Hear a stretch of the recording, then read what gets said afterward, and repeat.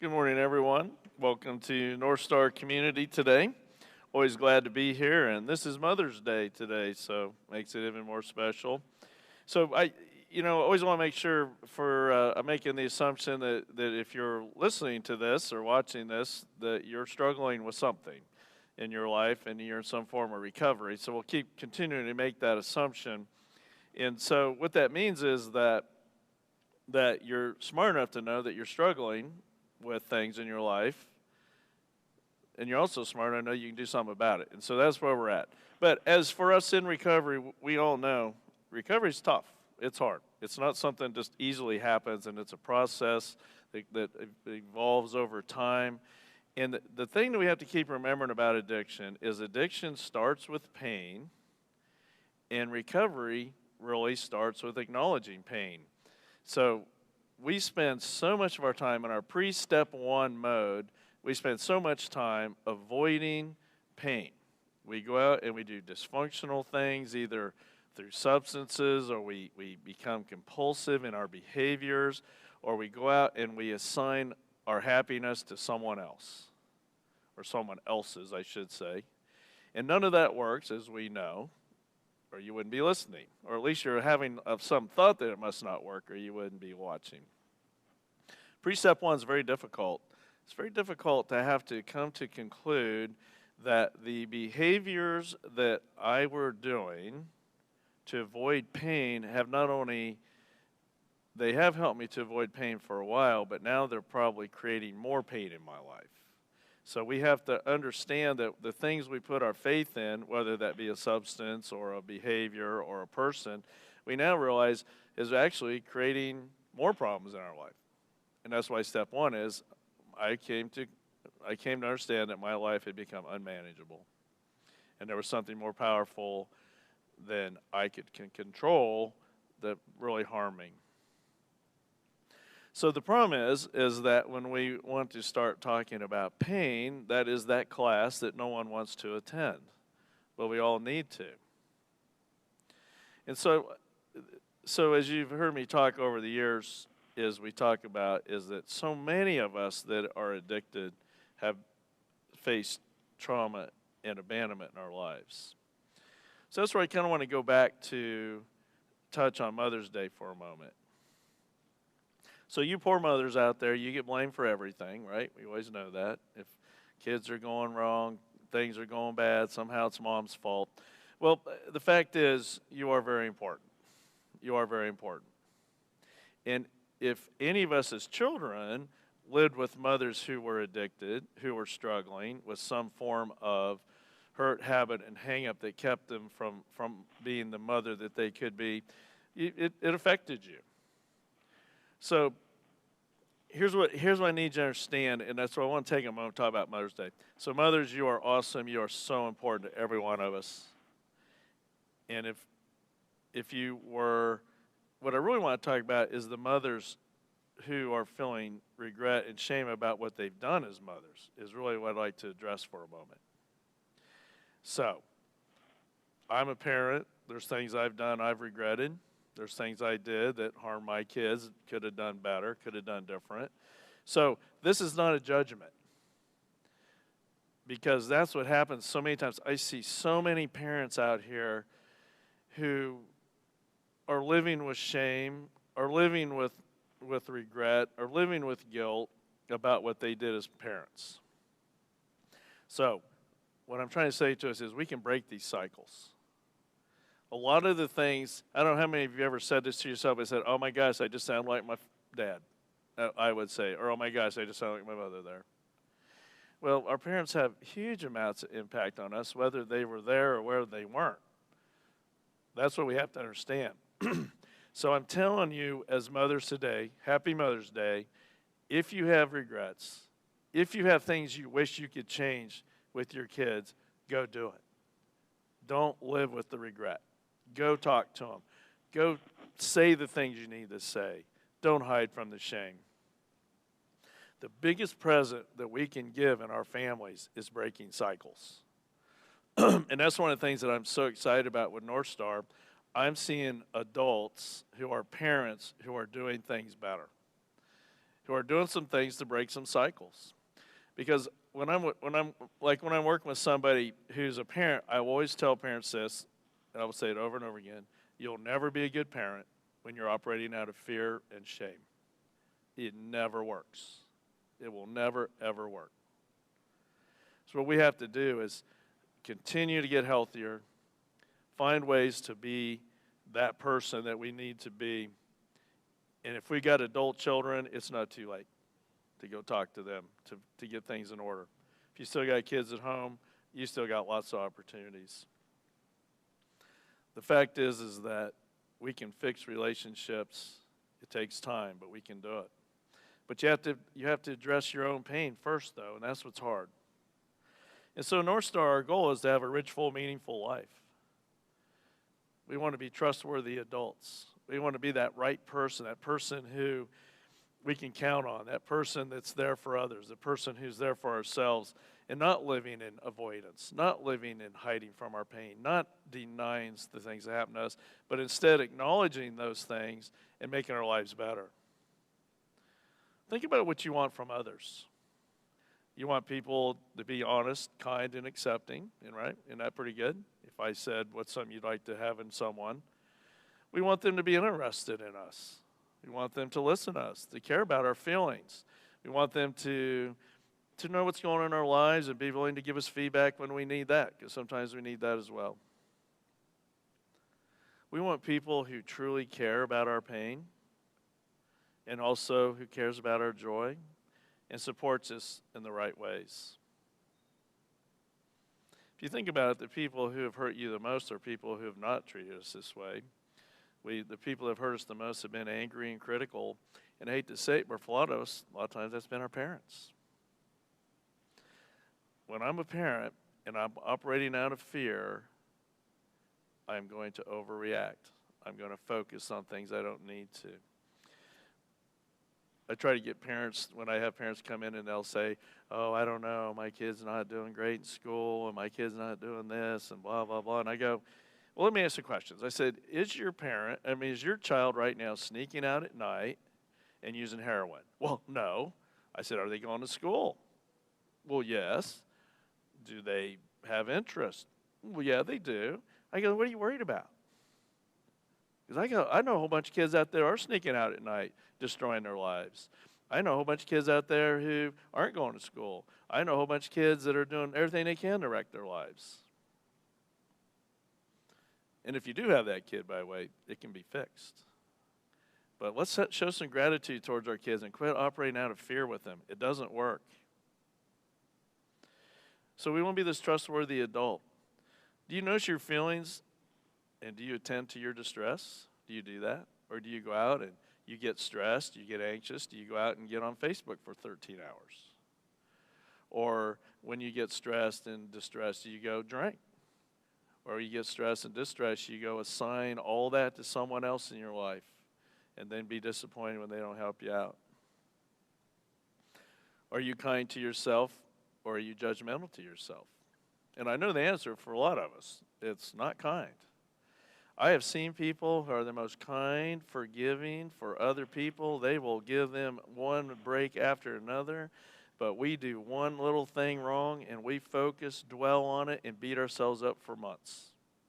It's not fair. It doesn't work well. That's what we do.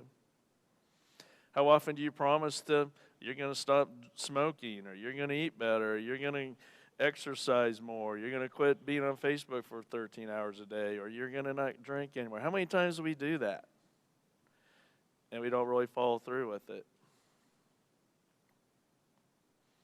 How often do we tell ourselves lies that scare us about ourselves? Things that keep us safe, keep us avoiding risks, making it hard for us to do things. It's called our wounded self.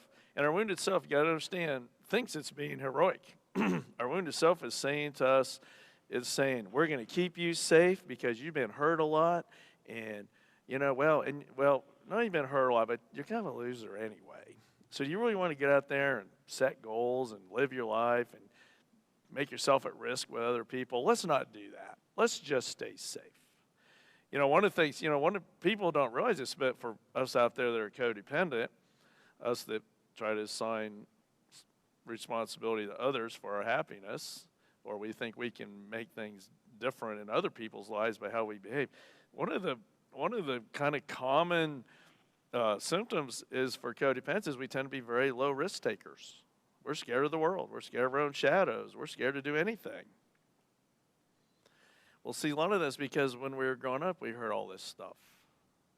Like one of the things that I cringe at, and maybe I shouldn't, but I do, is when I hear, and I will tell you, I heard this, is God knows what you're doing. Right? Did you do something last night? Oh, no, absolutely not. God knows what you're doing. Right? Do you hear how the fear there, how it paints this picture of a mean God that's out to get us? It doesn't work. So mothers, it's Mother's Day. We love you. You're awesome. If you're feeling bad about how you've been a mother in some ways, if you look back and see how you were addicted, you see how you were compulsive, you see how you got yourself in bad relationships, it's never too late to fix these things. Because that's where our wounded self comes from, is when our parents impose that on us. So just understand the difference between the mother effect and the father effect. So the mother effect is the is the nurturer. She's the one that lets you know you're wonderful, special, or that you're flawed and terrible and disappointed. Depends on what mother you had, right? The father effect is, if you don't have a father in your life, or if you do, that kind of determines what you're going to do. It's kind of the operationalizing of your life. It's where the rubber meets the road, all that kind of stuff. If you had a father who is emotionally disconnected, aloof, workaholic, never around, too busy for you, or drinking, or whatever all that stuff was, it's hard for you to mobilize yourself. It's hard for yourself to get things done. But if you have a father who is there for you, consistently shows up for you, interested in what you're doing, what you were doing, then you have a chance. But here's the point. For some of us, we can't go back and talk to our parents because they're no longer here. Or we may never see them, or they may just be too dysfunctional to ever get to that. For you that have functional, healthy parents, congratulations, and I'm glad you have them. But for many of us, if we're sitting here listening to me and we're online, that's probably not what happened. But here's the point, and you need to make sure you hear this. We are now adults. We got to grow up. We can't keep blaming mommy and daddy for our problems. We got to accept the responsibilities. And the way to do that is we have to become aware of what our childhood trauma and abandonment did to us. And we got to let it go. We got to move past it. And probably not let it go is probably not the right word. We actually need to move past it, and we need to take those experiences and make us even better. The way to do that, of course, is to live with gratitude. So the problem is, with addictive thinking, which is actually what I'm going to talk about, I'm finally getting to that, is if we have been in dysfunctional childhoods where we carry that with us into our adult lives, addictive thinking is wildly attractive to us.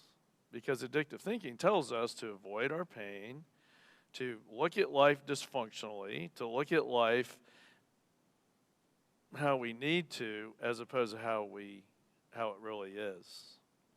So the bottom line is, if we're not careful, we have CPTSD from it, complex post-traumatic stress. It's hard for us to establish healthy relationships. We live with agitation. We live with anger. We're impulsive. We don't trust people. We protect ourselves. We live in this world where we assume the worst. We expect things to go wrong. If anything does go well, it's just hang on, it's going to go bad. Right? That's all things addictive thinking does. Addictive thinking's job is to keep us addicted. That's what it does. And you may say, well, who would want to do that? Well, guess what? We all want to do it. That's why we're sitting here.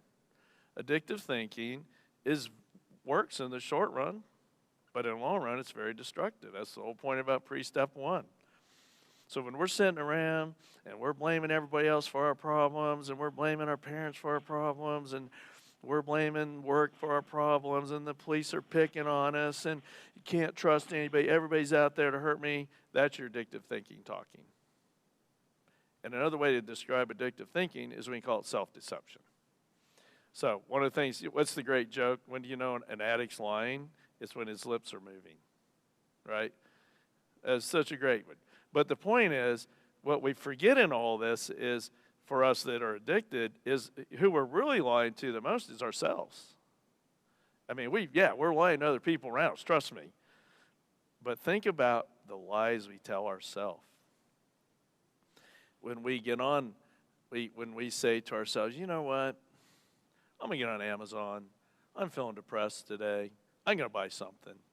I don't know what it is. I'm just going to buy something because I need something to make me feel better, right? That's addictive thinking. Or if I say things like, well, I may be drinking, a case of beer in 2 days, but at least I'm not drinking whiskey, right? How many times have I heard that one? Or I just drink wine. That's all I use. Or, yeah, well, if you had the issues I had, you'd be using cocaine too, right? Or, everybody out there is the problem. I give everything to everybody, and I just do everything, and they just keep stepping all over me, right? That's addictive thinking. And one of the things that in addictive thinking we hate is the word no. We hate that word. We hate to hear the word no, right? So this is a great quote. I get this from Dr. Tversky's book, Addictive Thinking, which, again, I recommend to everybody to read, because you'll be going like, oh, wait a minute. Oh, wait a minute. That sounds like me. But it's really good. So this is a quote. I sincerely wanted to, this is an addict talking. I sincerely wanted to stop for good, but after 2 weeks, I started up again. And that proves something to me. I'm not stupid. I now know that it is absolutely impossible for me to stop on my own. Maybe. That is addictive thinking at its finest. Now, the funny part about this quote is that Dr. Tversky said, this addict said this to him, and he said he went out and he shared it with colleagues, and a lot of them are like, I don't get what you're saying. He goes, no, it's the last word, maybe. That's what the key to this whole quote is for addictive thinking. So he just got done saying, this addict, the only way, which is true, by the way, the only way I can get over this is I have to be with other people. I have to know that I cannot stop on my own. Maybe. Because you see, if I have to get other people in my life, I'm going to have to trust them. If I get other people in my life, they may tell me no. If I get other people in my life, I'm going to have to be there for them as well. See, addictive thinking doesn't like that. Addictive thinking wants to stay isolated and disconnected and angry and agitated and hiding and shameful and guilt, because that's what we know. So addictive thinking is so destructive. And, I sometimes I get in debates with people about, well, is it addictive thinking first or is it addictive behaviors first? I guess in some ways it doesn't matter, but I'm going to tell you, I clearly believe addictive thinking starts first. If I'm in a home where I'm being told that I'm a problem, if I'm in a home where my parents don't have time for me, if I'm in a home where my own parents are wildly addicted and struggling with their own selves, or if I'm in a home where one of my parents is gone and my other one's so codependent and just one new relationship after another, yeah, guess what? I don't like myself very much. And so then I've got to conclude that the problem is me.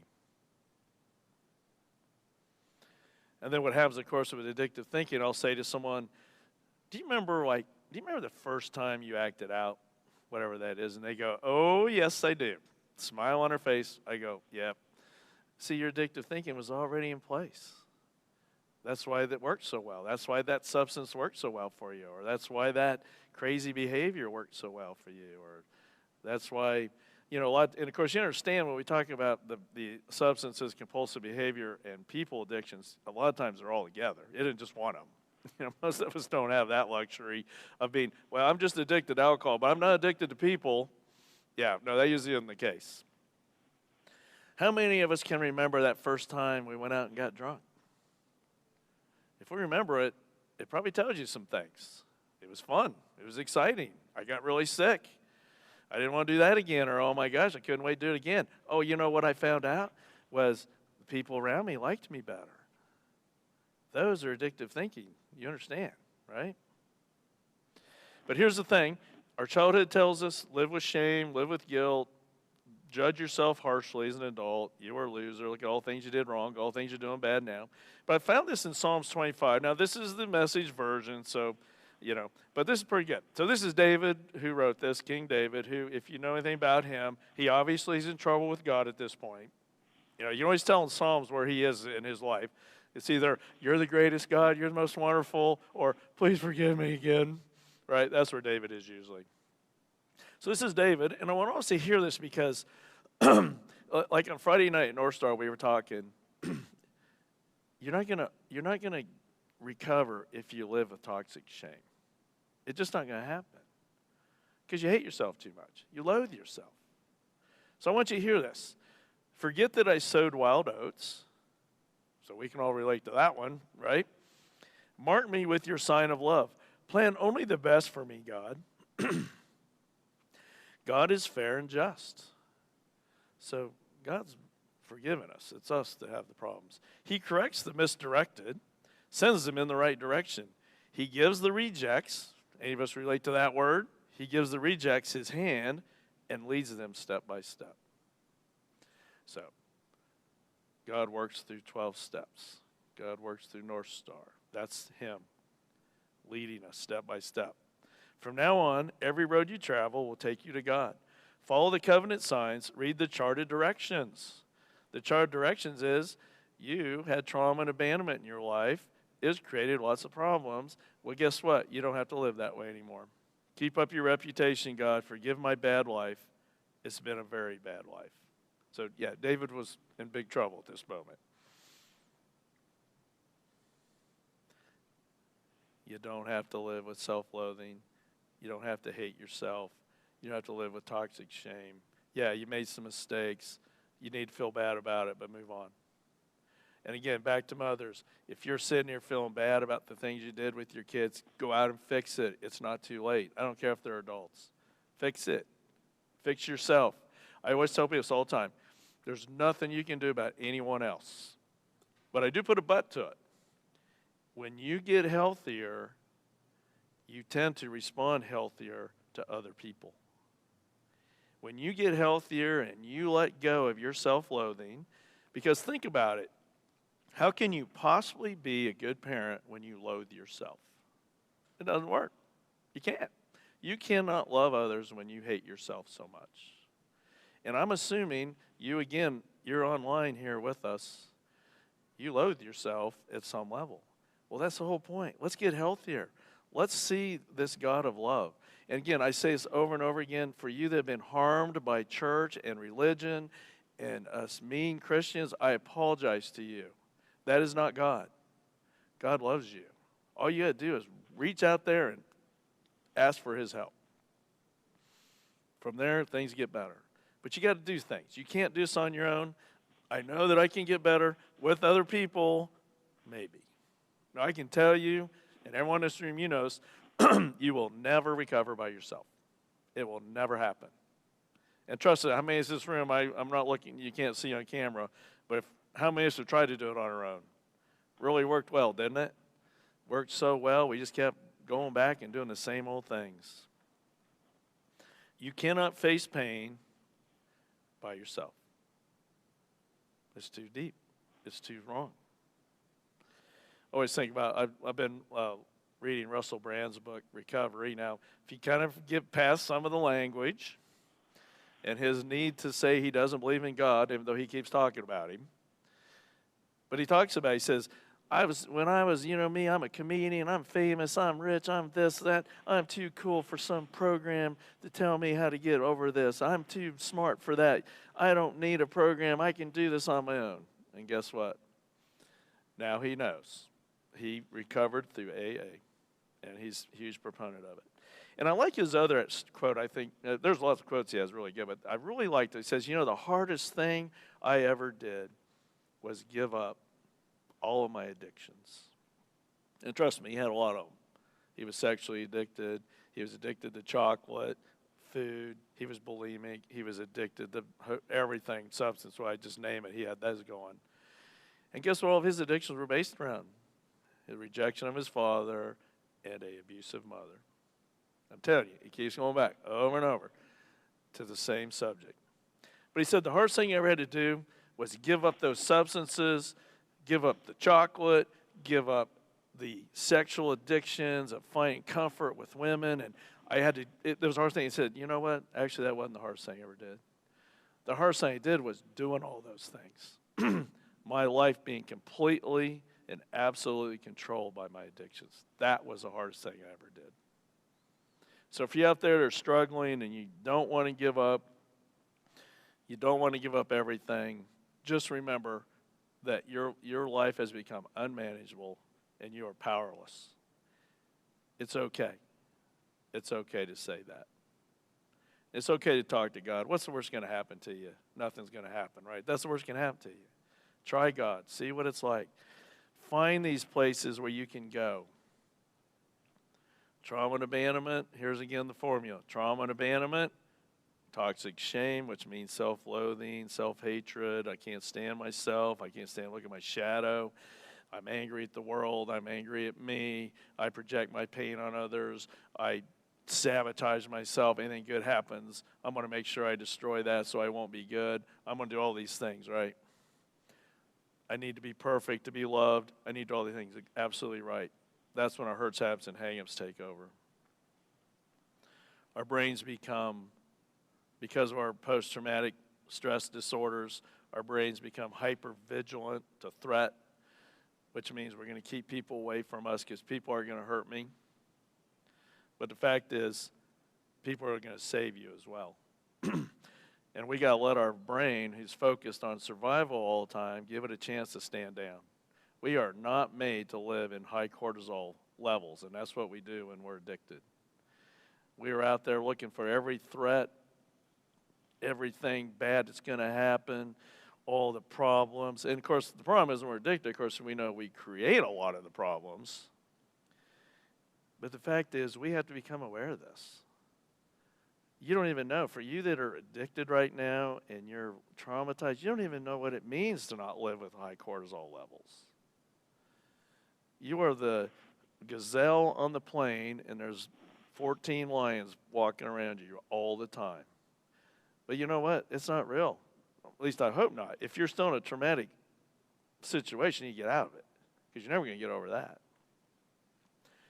But you've got to figure out ways to become aware of that. And that's why it's so important. Again, when I talk about mothers out there, again, you've got to let go of your trauma so you can respond healthier to your kids. And then your kids will respond healthier to you. I'm telling you, I've seen it work a lot of times. But you got to let go of it. You got to become aware of what's going on with you. And for any of you that are out there in abusive relationships right now, get out of them. It's never going to work. I can give you the research. If someone is abusive, and let's talk about physical abuse for a minute. If you're married to someone or you're in relationships with someone who's physically abusive, they will never, ever not be. All I can guarantee you is they will get worse. I can tell you, you can go out and look research for yourself if you don't believe me. An abuser will always be an abuser when you're married to them. Did you know that we have, to tell you how violent our country is on that, we have, since I started talking today, we've had one woman put in the hospital from physical abuse. We average 1 per hour in this country every day. One woman's being sent to the hospital because they've been physically abused to the point of needing hospitalization. So, you cannot overcome trauma if you're still in it, right? So then the problem is with PTSD, which you have to understand is you start feeling all the symptoms of PTSD when you're safe. I know it doesn't make sense, but if you think about it, it does. So if we'll go back, we're in World War II, and I'm in Berlin, and I hear planes going over, and they're dropping bombs all around, and lots of people are dying around me. I'm not going to sit there while the bombs are dropping going, you know, I need to think about how I feel right now.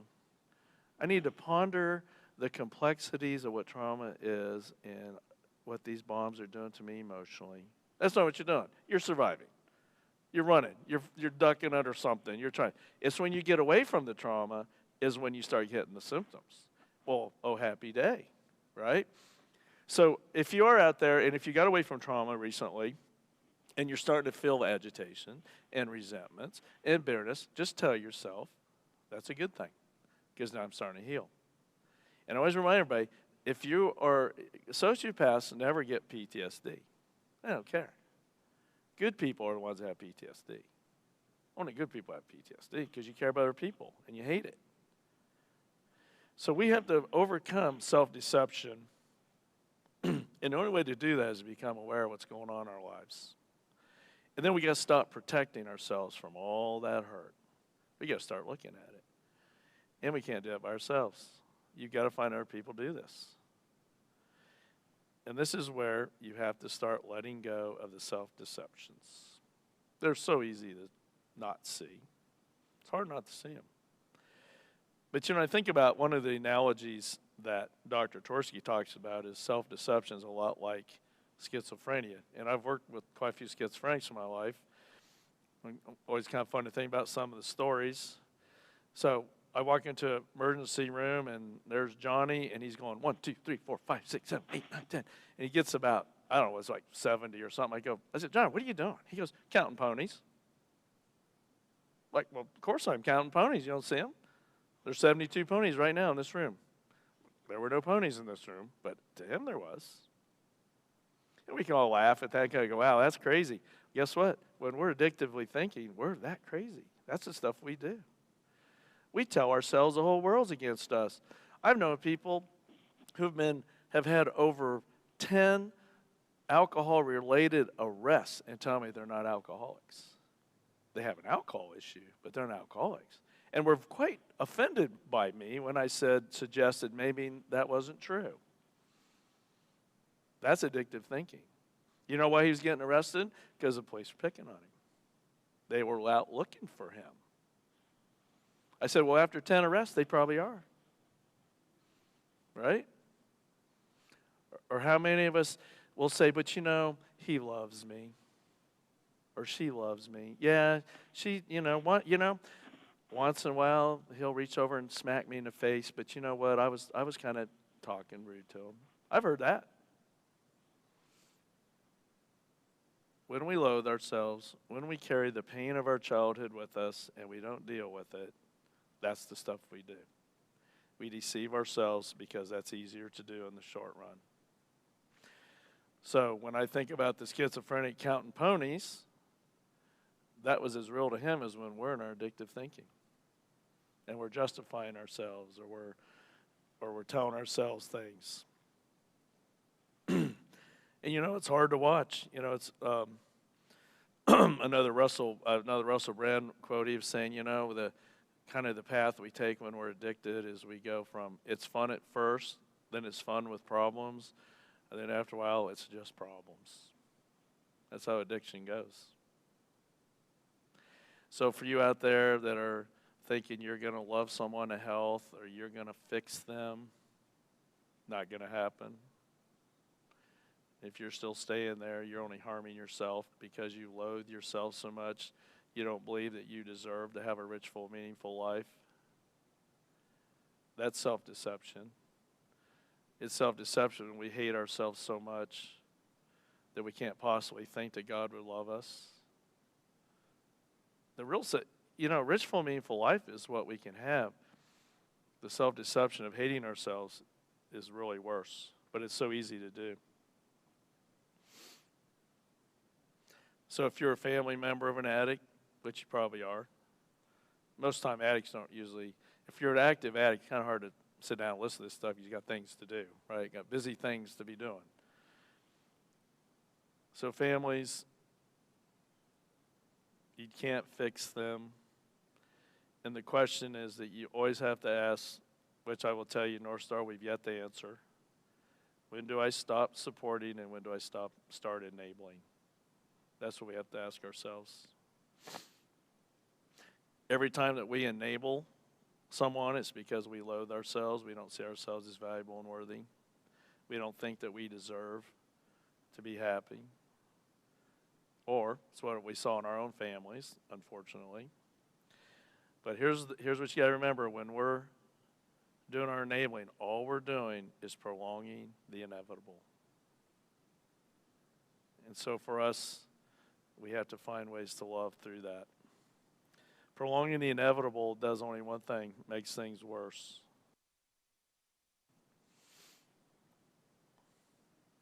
So I know there's no magical bullets here. I wish there was. I wish I could tell you just point the one over there and it'll fix things, or point the one to me more importantly, and I'll be okay. That's not how it works. The only way it works is for us to look at the first 3 steps of the 12 steps. I can't, he can, which means God, so let him. When we can start letting go of fixing everybody around us so we don't have to fix ourselves, correct? We can start getting things done. When I can become aware of the effects that trauma and abandonment have done to me from way back when, we can start doing something about this. Every day that I deny that it happened to me, or every day I minimize it, when I hear people say, oh, yes, it was bad, but I'm over that now. I've moved on. I go, well, how have you moved on? What have you done? Well, nothing. I've just accepted it. I said, no, you can't do that. It's impossible. We do not have to live with trauma brain, is what I'm trying to tell you here. We don't have to live in survival mode. It's not fun. You need to be in survival mode when you're driving down the road and someone pulls out in front of you at a red light. That's survival. But you shouldn't be living in survival every day. It doesn't make sense. You're so busy. We're so busy guarding against living the idea of rich, full, meaningful life as a threat. And in recovery, our goal is to try to reverse that so that we see living in denial with substances, compulsive behaviors, as I always like to say, our 33rd broken relationship. That's what we're trying to get rid of. That's what we're trying to say to you. You are created by God. You are wondrously made. You deserve to be healthy, and it's your job to do it. So moms out there, you are awesome. We love you. You also are very important. If you feel guilt and remorse about you as a mother, fix it. Go talk to people. Get yourself better. It's never too late. For you that are children and you had tough childhoods, let it go by getting healthier. Put it in order and move on. You cannot turn the clock back. I wish we could at times. Probably not. We'd screw it up, wouldn't we, if we could? But the fact is, all you have is today. Your job is to get rich. Your job is to get healthier, to get a rich, full, meaningful life so you can move on and be that parent you need to be, that brother, that friend, that whatever it is, that trusting adult that we talked about in the first part here. God loves us. God understands where we are. God doesn't hold on to the mistakes we've made. God knows our emptiness. God knows what we've faced. God created us, and I don't think he created us to live in our little wounded self world that's self-destructive and destructive of others around us.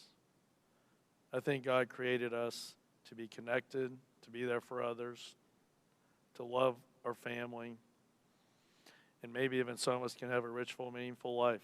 You never know. But I think that's what we're here for. So, we have to live with intentional gratitude, and we have to get ourselves into some form of support. I know that it's impossible to stop by myself. Maybe. Doesn't work. It just doesn't work. That's why I said we hate the word no. No, you cannot get well by yourself. No, you will not get well by defending. No, you will not get well by denying. No, you will not get well by being mean and nasty to other people to keep them away. Doesn't work. What does work, though, is trusting God enough to connect with some other people, to see that you are worthy and valuable, and start the process of getting better. So, Philippians 4. Celebrate God all day, every day. I mean, revel in Him. Make it as clear as you can to all you meet that you're on their side, working with them and not against them. Help them see that the Master is here. I've changed the words there. Help to see Jesus is here. He's here with us spiritually. So, I hope you hear. You cannot do this alone. That's addictive thinking. So we always close NorthStar with the Serenity Prayer. And real quick, if anybody wants to contact me, you can call me at 804-746-5081, or you can email me at csimpson@wgva.church. We meet on Wednesday nights at 6:30 up in front of part of the church. On Friday nights, our NorthStar support meets at the back of the church at 6:30, so we'd love to have you come. So let's close with a prayer of serenity. God, grant me the serenity to accept the things I cannot change, courage to change the things I can, and wisdom to know the difference. Living one day at a time, enjoying one moment at a time, accepting hardships as a pathway to peace. Taking, as Jesus did, this sinful world as it is, not as I would have it. Trusting that He will make all things right if I surrender to His will, that I may be reasonably happy in this life and supremely happy with Him forever in the next. Amen. Again, I thank you for joining today. Have a great Mother's Day. Mothers, you are awesome, and we just appreciate you so much. And again, have a good week and hope to hear from some of you. Thanks for joining.